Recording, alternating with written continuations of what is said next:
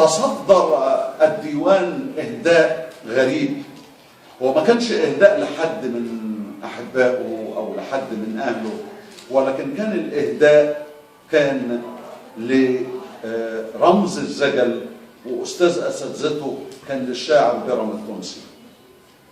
وقال في الإهداء ده منك وإليك. وأظن أن منك دي هي شهادة منه عن تأثره شكلا ومضمونا بإبداعات بيرام التونسي. وإليك ده فهو بيهدي بوتقته وبوتقة إبداعه لهذا الرمز وللزجل عامة. وإن كان معروف عن الزجل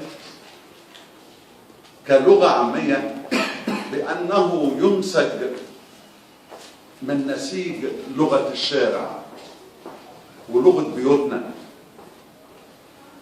وله من وسائط التكنيك السخرية عندما يؤثر في الآخرين، واسطة من ضمن الوسائط الزجلية السخرية التي تميز بها حسين حماد، وكذلك المفارقات الكثيرة التي يعتمد عليها كوسيلة للمعالجات الدرامية والصراعية بها. إذ تميز شاعرنا حسين حماد ببراعته في رسم الشخصيات الزجلية. ويمكن من هذه الشخصيات لو جينا بصينا لقصيدة روبابيكا، الله يا أستاذ جابر، روبابيكا دي صفحة 60. صفحة روبابيكا 59 60. شخصية روبابيكا دي شخصية غريبة. بيرسم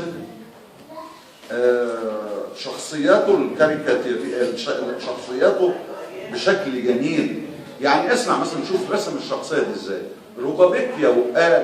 روبابيكيا الوساية كروا مشدودة بحمار، يضربوا كرباج ينهى بين ايه يا استاذ حسين؟ بين عظمته وبين طار. وبين عظمته وبين طار. بالمناسبة هم غلطوا في الأماكن والمسار. ده الحمار هو اللي سابق ولا جارر، مش حمار.